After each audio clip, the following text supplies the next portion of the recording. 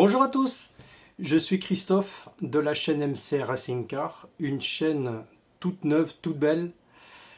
J'essaye de monter un petit peu cette chaîne en partageant des astuces. J'attends qu'une chose, c'est que tous ceux qui veulent partager des infos, n'hésitez pas à poster entre autres sur Facebook où on discute et on peut se faire une vidéo sur place. Vous pouvez m'amener le matériel, on peut essayer de régler un problème en direct.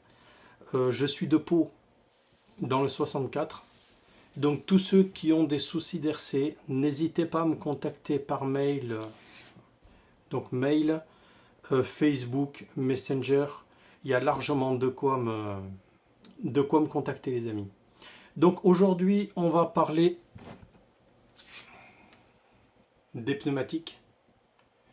Que ce soit un huitième, un cinquième, un dixième, toutes les échelles confondues. Bon, les midi-Z, c'est un peu plus difficile. Vous comprendrez pourquoi dans quelques secondes. Voilà, le but de la chaîne, c'est vraiment de vous faire partager des infos, des astuces pour que la RC vous coûte moins cher. Et de ne pas se prendre la tête avec des modes. Parce que malheureusement, il y a beaucoup d'effets de mode dans le milieu. Alors qu'on peut faire les choses beaucoup plus simplement. Écoutez, on va passer à l'attaque. Ceux qui ont besoin de précision supplémentaire concernant la vidéo, mettez-moi en commentaire, je lis tous les commentaires, je vous répondrai. N'hésitez pas. Et ben écoutez, c'est parti, on fonce. Comme beaucoup de vidéos sur la chaîne, on va parler de théorie, on va parler de phénomènes mécaniques, sur les pneumatiques, pardon. Donc, on va prendre cette mini Z pour comprendre un peu ce qui se passe. Quand une voiture roule en ligne droite, les efforts, les contraintes appliquées sur mes 4 pneus sont identiques.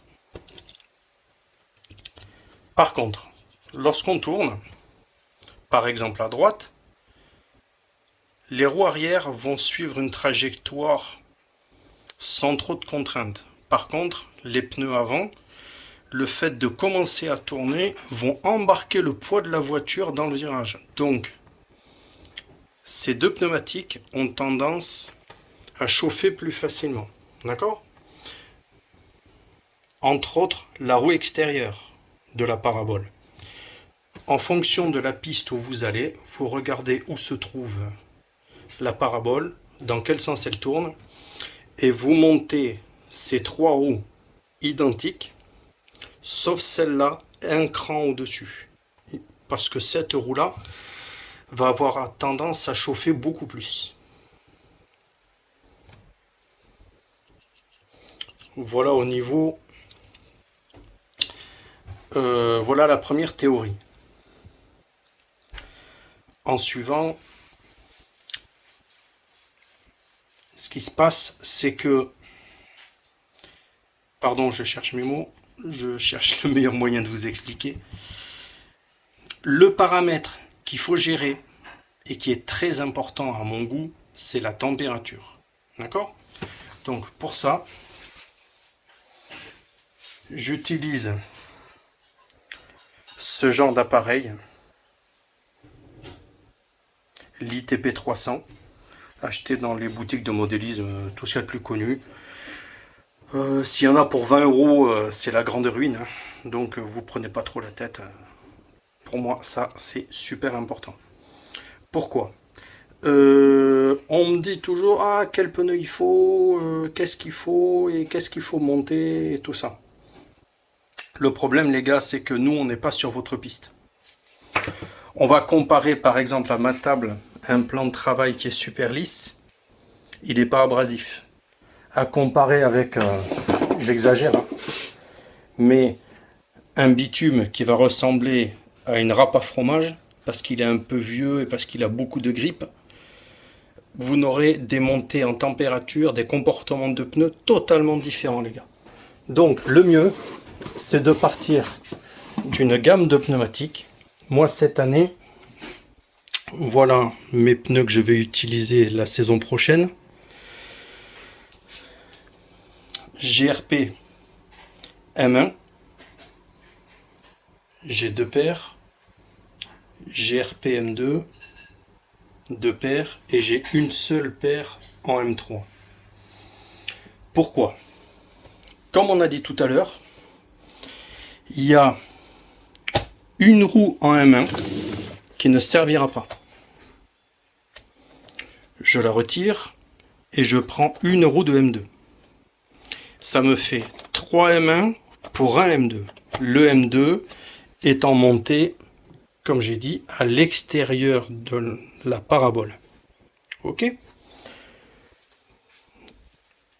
Et lorsque je monte les M2, je me retrouve avec 3 M2. D'accord? Je mets une roue de M3 et je me retrouve avec donc 3 M2 pour un M3. Encore une fois, c'est ma manière de faire.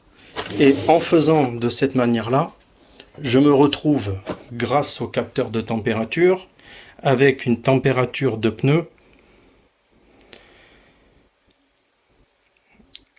on va pas dire identique parce qu'il y a d'autres paramètres qui vont jouer. C'est la géométrie du châssis. Ça, je vous promets de vous faire un tuto sur la géométrie d'une voiture. Perso, pour la piste 1/8, j'ai le banc là et j'ai le Genius pour la 1/5. La température, le paramètre qu'il faut aussi maîtriser pour la géométrie, c'est tout simplement la température aussi. Donc, pour une voiture bien réglée, vous allez réussir à obtenir une température plus que correcte, d'accord, assez rapprochant. Et si en plus vous appliquez une géométrie qui est bonne, vous aurez les 4 roues à température identique. Pourquoi? Parce que peu importe ce qui va se passer, les paramètres, de toute façon, c'est une roue qui touche le sol. Une gomme de marque identique. Donc, si jamais vous avez un pneu qui chauffe beaucoup plus vite, c'est qu'il y a un paramètre qui ne va pas sur votre voiture. Il y a quelque chose qui ne va pas. Mais la base, c'est exactement ce que je viens de vous dire. Un cran au-dessus sur une roue. Voilà les amis. Ça, on va dire que c'est pour la base. Un paramètre qui me paraît super important, c'est l'équilibre des roues. Beaucoup s'achètent un banc, se le fabriquent en 3D, mettent de l'argent là-dedans, se prennent la tête. Sur la chaîne, on va vous donner beaucoup d'astuces personnelles, parce que moi j'ai tendance à pas vouloir me prendre la tête. Ok les amis? Eh bien je vais vous montrer mon banc d'équilibrage d'une voiture. Je prends une roue avant de l'une de mes voitures. Pourquoi la roue avant? Parce que j'ai pas de cardan. Pour ceux qui ont des 4x4, le mieux c'est d'enlever le cardan le temps de l'équilibrage. Je fais tourner ma roue. Et à un moment donné, vous allez voir le balourd, elle va s'arrêter de tourner, elle va repartir en arrière, elle va redescendre. Et là, le balourd est en train de se placer sur la partie basse de ma roue. Et là, elle s'est arrêtée. Si vous avez une très bonne roue libre, à cet endroit-là, précisément en bas, j'ai mon balourd. C'est-à-dire, j'ai plus de poids à cet endroit de ma jante, de ma roue. D'accord? Peu importe où elle se trouve. Est-ce que c'est la jante qui est mal équilibrée, la mousse qui est à l'intérieur, le pneu? On s'en fout de la cause. Le but, c'est de faire 180 degrés en face. Et à l'intérieur de ma roue, je vais essayer de vous trouver une roue. Voilà, j'en ai là.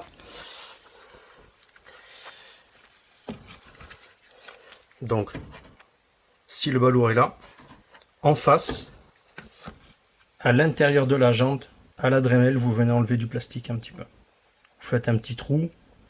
En même temps, ça vient aérer le pneu et c'est pas plus mal là, pour la mousse à l'intérieur. Ok.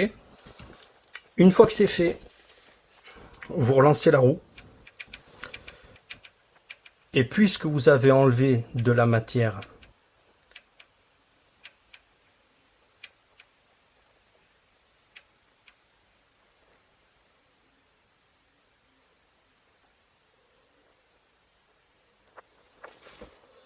je me rends compte qu'avec le stress de la vidéo, je viens de vous dire une énorme ânerie.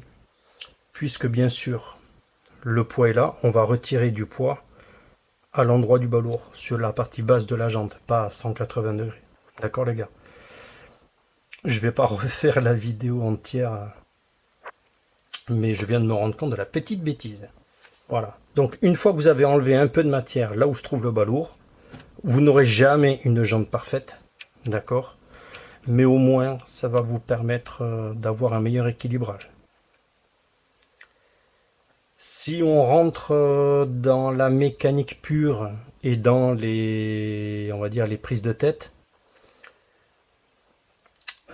qui vous dit que, surtout pour le train arrière, qui vous dit que le différentiel est bien équilibré, que les cardans sont aussi équilibrés, que tous les axes de transmission, les pignons, les roues dentées. Donc c'est bien gentil d'équilibrer une roue, mais il n'y a que sur des bancs d'équilibrage professionnels qu'on peut équilibrer toutes les masses en rotation. Ça va vous éviter des vibrations, pas mal de problèmes, mais honnêtement, je me prends jamais trop la tête à équilibrer mes roues. Mais je vous donne l'astuce. Pour ceux qui ont envie, pour le fun, voilà, vous lui suffit juste de monter la roue sur le train avant et vous pouvez améliorer l'équilibrage de la roue. Voilà.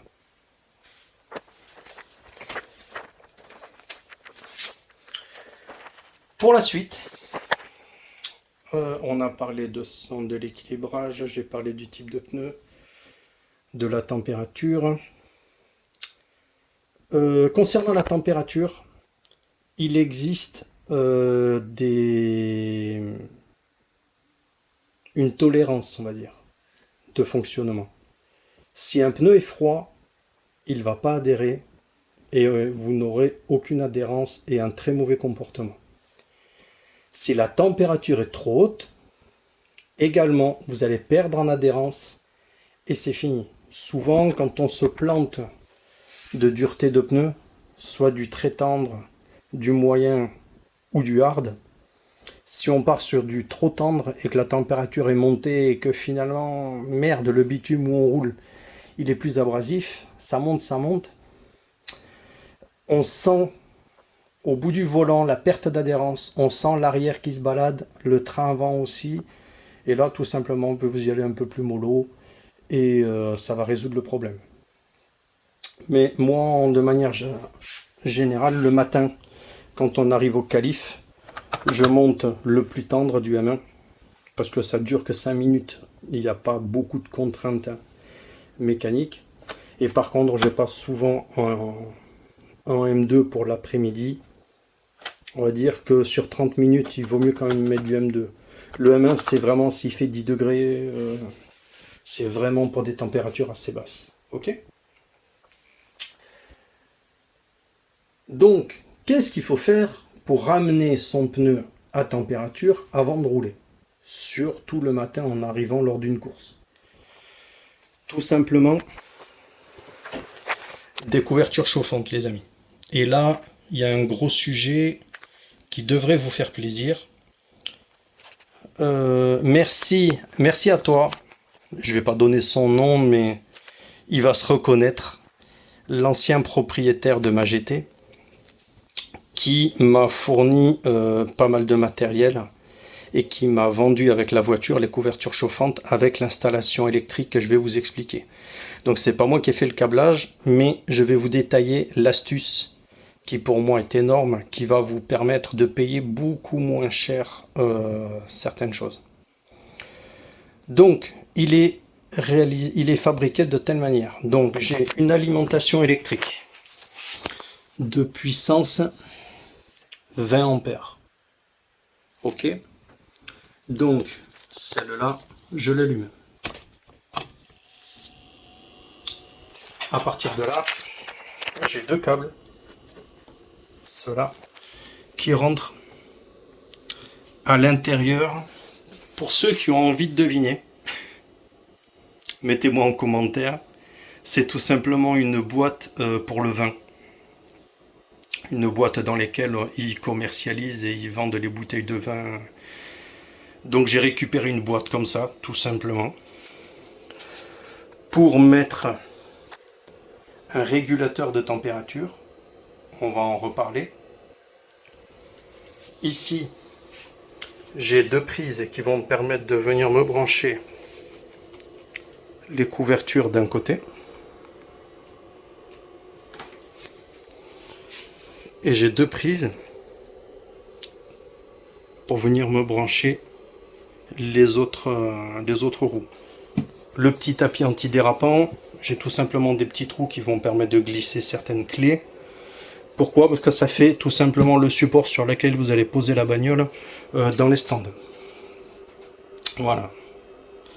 Là on est bon.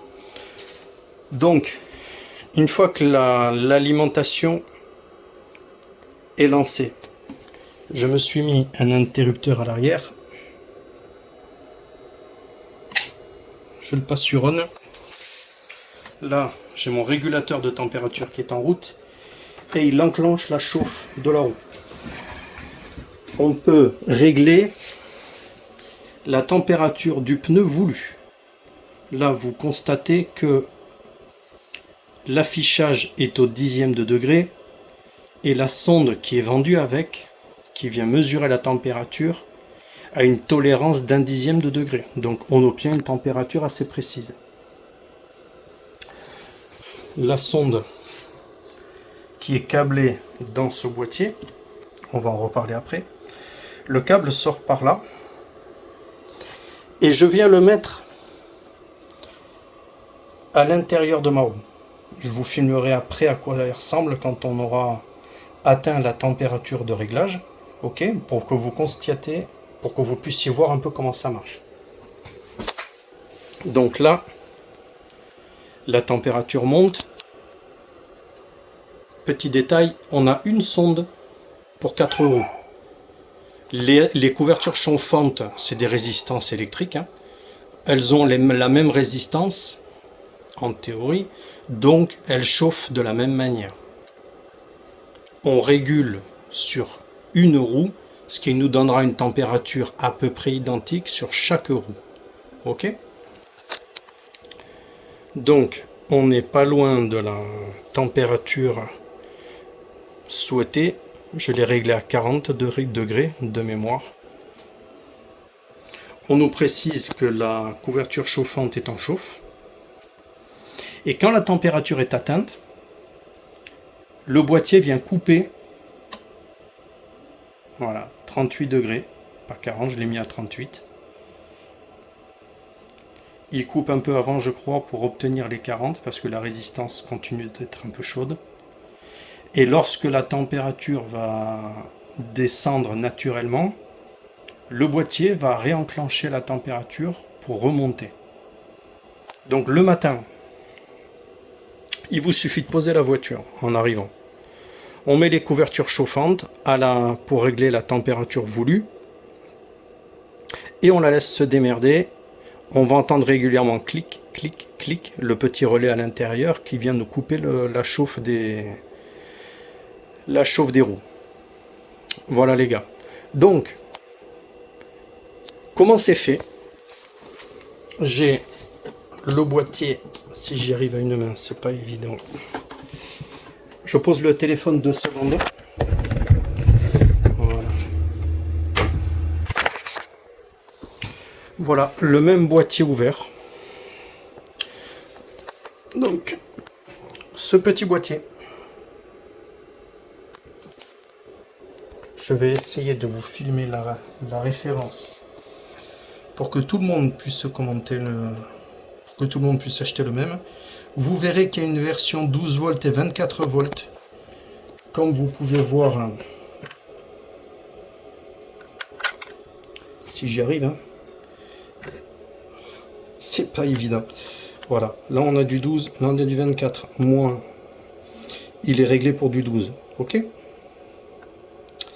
Et la référence, c'est le, là aussi je lis à l'envers, c'est pas simple, je l'ai lu tout à l'heure.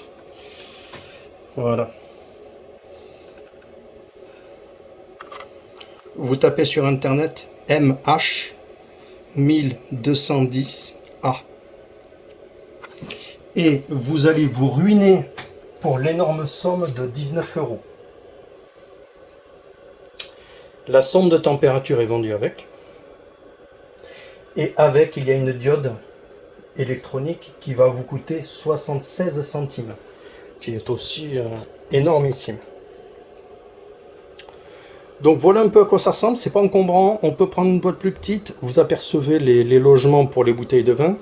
À l'origine, il y avait des séparations entre les 3 bouteilles, tout simplement. On va refermer le boîtier et je vous ai fait le petit plus de la chaîne. J'essaye d'être le plus précis possible. Je vous propose de faire une capture d'écran pour que vous puissiez avoir le schéma électrique pour vous. J'essaye de ne pas bouger pour que la photo soit belle. Voilà. Donc, maintenant que j'ai pas trop bougé, je vais pouvoir vous expliquer un peu plus. Ici, j'ai l'alimentation en plus et moins. Cette forme ronde, c'est tout simplement pour préciser qu'il n'y a pas de contact entre ce câble et ce câble. On passe au-dessus, d'accord? C'est un petit pont. Donc, le plus de mon alimentation est là. Et le moins de mon alimentation est là. Ok? Vous avez 3 blocs de 2 prises. Le NTC, le Power et le Load. Le NTC, c'est la sonde de température. On va la voir après quand, à la limite, je peux même maintenant que je vous ai montré, vous voyez là, il continue de réguler à 40 degrés. Donc, je vais le couper. On va couper la lime. Voilà. Parfait. Donc, je m'approche la chaise, les amis. Donc, la sonde de température est câblée là-dessus. Attention, cette sonde est vendue avec le boîtier. Ne montez pas une sonde que vous avez dans le tiroir et qui traîne. C'est pas les mêmes, vous n'obtiendrez pas la bonne température. Ok. Après, vous avez l'alimentation globale du boîtier avec une diode qui va être passante que dans un sens.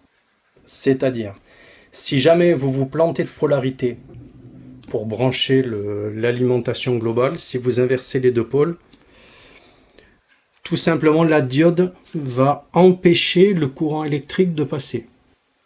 Donc ça protège le boîtier, ça coupe le courant, et vous aurez tout simplement un boîtier qui ne va pas s'allumer du tout. Ça protège l'électronique et pour 76 centimes, je vous conseille d'en monter une. Voilà, avec cette polarité, bien sûr. Attention de le mettre dans le sens passant. Hein. Voilà, de toute façon, vous gardez les polarités. Et si, une fois câblé de la bonne manière, votre boîtier ne s'allume pas, vous inversez la diode, ça voudra dire qu'elle est dans le sens non passant. Mais surtout, n'inversez pas les polarités de la lime. Ok? Voilà, donc l'alimentation, on en a parlé, tout va bien, on vient se connecter. Et ici, le load, c'est en fait un interrupteur qui est placé entre les deux bornes, dans le petit boîtier, et qui est en fait le relais.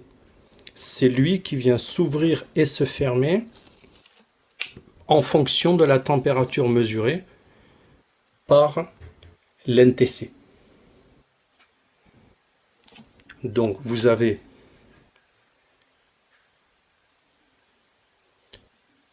le plus, le courant passe dans la couverture chauffante qui est ici. Ok. Le courant rentre dans la couverture et il sort, hop, il arrive là, tac, il passe par l'interrupteur et on arrive sur le moins. Et de la même manière, le plus de l'interrupteur, le moins, pardon, part vers là. Hop, il est câblé là. Et d'ici, on récupère le plus. Donc l'interrupteur du relais est câblé dans mon cas sur le moins. Mais vous pouvez aussi couper le plus. Ça, c'est pas du tout gênant. Voilà les amis. Mais écoutez, j'espère. Ah non, je vais pouvoir vous montrer. Bon, je vais poser ma roue. Voilà à quoi ressemble la sonde. Oui, tout simplement un petit cylindre métallique. Donc ça se glisse très facilement entre la couverture et la roue en le mettant bien au milieu du pneu.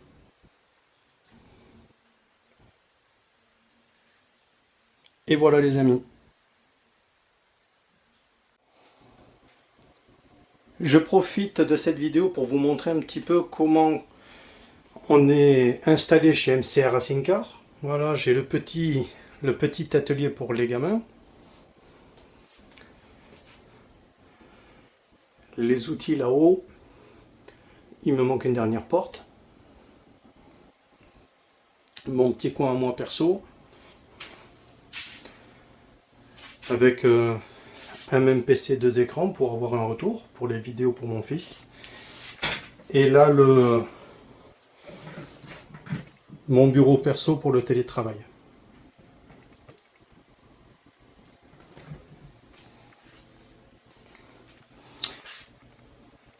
Voilà les amis, avec bien entendu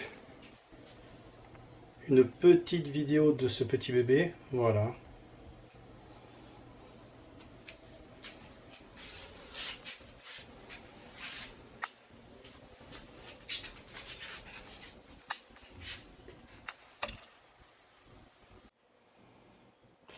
Ça y est les gars, vous êtes incollables sur les pneumatiques, des champions du monde. J'espère que les sujets abordés vous ont plu. J'ai essayé d'être le plus simple possible tout en apportant pas mal d'infos et d'astuces. Tout ce qu'il y a de plus banal, comme le banc d'équilibrage d'une roue, pourquoi on n'utiliserait pas tout simplement l'axe de la roue et en même temps on équilibre l'axe de la roue. Voilà. La température des pneus, tout simplement, c'est une astuce la plus simple du monde, mais même dans les voitures réelles à l'échelle 1, tout le monde prend les températures des pneus, alors pourquoi pas nous, tout simplement. Voilà les gars, bon, ben écoutez, je profite de cette vidéo pour remercier tout le monde pour votre gentillesse. Ça me fait chaud au cœur parce que pour moi c'est un projet qui me tenait à cœur. Je tenais absolument à partager mes astuces, mon savoir-faire. Même si moi personnellement j'ai du mal à me déplacer, j'ai du mal à aller rouler, moi ça me permet de faire de l'ARC, de côtoyer tout le monde, de rendre service et franchement pour moi ça me motive énormément les enfants. Voilà, bon petit moment, petite émotion. Quoi vous dire d'autre concernant les sujets à venir, j'ai, comme j'ai dit sur la vidéo, un sujet sur la géométrie qui devrait être fait en live sur YouTube. Je pense que ça devrait être assez positif.